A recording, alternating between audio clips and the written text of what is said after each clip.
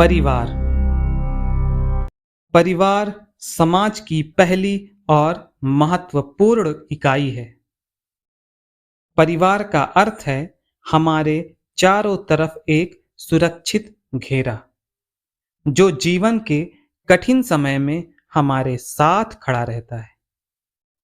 परिवार का सही मार्गदर्शन ही हमें ऊंचाइयों की शिखर पर ले जाता है। परिवार एक ऐसा वृक्ष है जिसमें विश्वास और प्रेम एक साथ फलते फूलते हैं। किसी ने सही कहा है कि मिट्टी का मटका और परिवार की कीमत सिर्फ बनाने वाले को ही पता होती है। रविंद्रनाथ टैगोर ने लिखा है, फूल की पंखुड़ियों को तोड़कर कोई उसकी सुंदरता को इकट्ठा नहीं कर सकता। यानी फूलों की खूबसूरती समूचे फूल के रूप में ही होती है। जब फूल की पंखुड़ियां एक दूसरे से जुड़ी होती हैं तो वह सुंदर लगता है और उसे फूल से संबोधित किया जाता है। और यदि फूल की पंखुड़ियों को तोड़कर अलग कर दिया जाए तो क्या उसे फूल कहेंगे? क्या उसकी सुंदरता रह जाएगी? यही हाल परिवार का है। जब परिवार के सदस्य एक दूसरे से जुड़े रहते हैं तब उसे एक मजबूत परिवार की संज्ञा दी जाती है। जैन गुरु तरुण सागर ने एक सत्संग सभा में 500 रुपए का नोट दिखाकर पूछा, किसे चाहिए? सब ने हाथ खड़े कर दिए। फिर नोट को तोड़ा, मरोड़ा, उसे गुच्छम गुच्छा बनाकर पूछा, अब किसे चाहिए? सब हाथ उठ गए। फिर नोट को रौंदा, कुचला और पूछा, अब नोट किसे चाहिए? अब भी बहुत हाथ उठे। फिर नोट को फाड़ा, उसके 4 टुकड़े कर दिए और पूछा, अब किसे चाहिए? इस बार एक हाथ भी नहीं उठा। जाहिर है जो अखंड है वही मूल्यवान है और जो टुकड़ों में बट गया उसे कोई पूछने वाला नहीं है।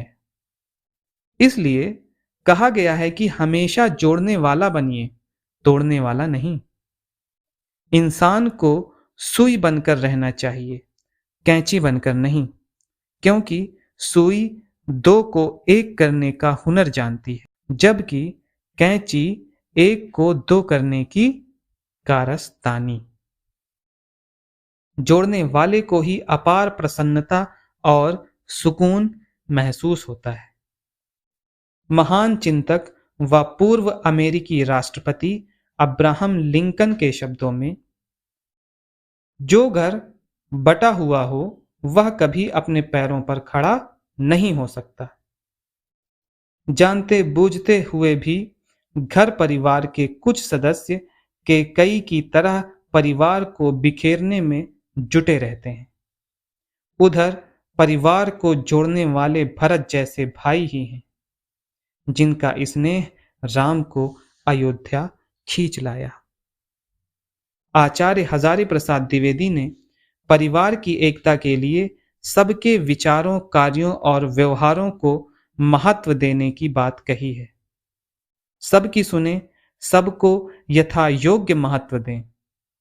व्यक्ति की सफलता का मूल्यांकन परिवार की प्रतिष्ठा के साथ बनाए रखा जाए, तब ही सबका महत्व बराबर बना रहता है। परिवार में जब स्वार्थ, पक्षपात और असहजता आ जाती है तो व्यक्ति टूट जाता है और परिवार भी। और जब परिवार टूटता है तो समाज भी टूटने लगता है। परिवार, संबंध और मित्रता जिंदगी के अहम पहलू हैं। इनके बिना सामाजिक जीवन बेकार होता है, लेकिन इन्हें निभाने के लिए त्याग और विश्वास की आवश्यकता होती है।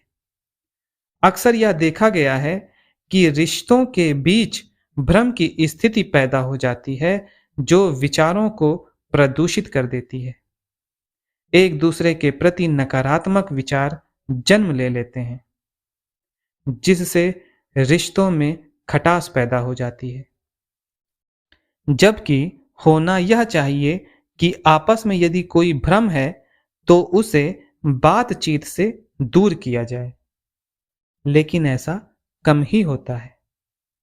सवाल यह उठता है कि भ्रम की स्थिति पैदा क्यों होती है। मेरे ख्याल से मुख्य कारण आपस में विचारों का आदान प्रदान खुलकर न करना, अपनी स्थिति से एक दूसरे को अवगत न करना, यही रिश्तों में भ्रम पैदा करता है। कुछ लोग परेशानियों में अपना दर्द रिश्तों में न बांटकर खामोशी अख्तियार करके अलग थलग हो जाते हैं। यही स्थिति सबसे भयावह होती है, क्योंकि सामने वाला इसे बदल जाने की संज्ञा दे देता है और इसका असर स्वास्थ्य पर भी पड़ता है। अनेक बीमारियां जन्म ले लेती हैं। हमेशा परेशानियों में विचारों का आदान प्रदान आपस में खुलकर करना चाहिए और अपनी परेशानियों को रिश्तों में शेयर करना चाहिए। इससे रिश्तों में मजबूती आएगी और भ्रम दूर होगा, साथ ही साथ परेशानियों का निराकरण भी होगा। जीवन सीमित है, मिलजुल कर रहें, एकता में शक्ति है।